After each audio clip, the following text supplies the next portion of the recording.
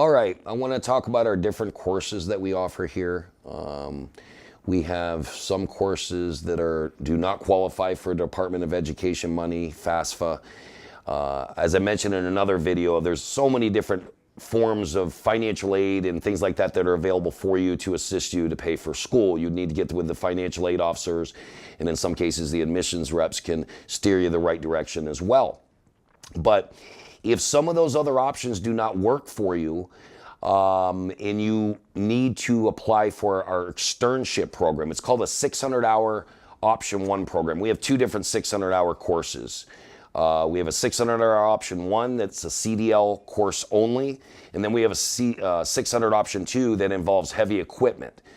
If you're looking at our Externship program, that qualifies for FAFSA, Department of Ed dollars, because sometimes individuals are unable to come up with the money on their own, or they're unable to go through Ohio Means Jobs and some of the other options that I mentioned in another financial aid video. The Externship program is, once again, it's a 600-hour Option 1 course.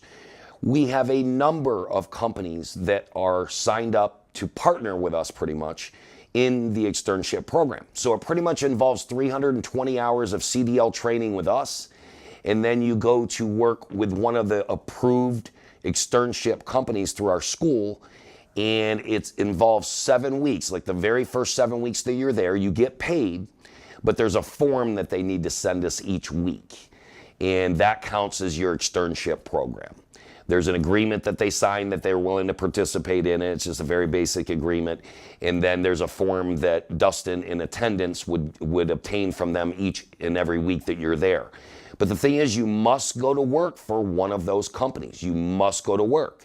If not, you're considered a non-graduate of our school. So when you graduate and get your CDL, you need to go to work for one of those Externship companies, and there's plenty of those companies to choose from for you. Also, we do require that you get a pre-hire from one of those companies before you start in that particular course. So if you're choosing to do that particular course, you must have one company that has pre-hired you before you start. Now, it doesn't mean you have to go to work for that company alone. You may get 20 other pre-hires from those companies as you're going through school, because most students are applying to other companies and they're inquiring and they're trying to give themselves as many options as they possibly can.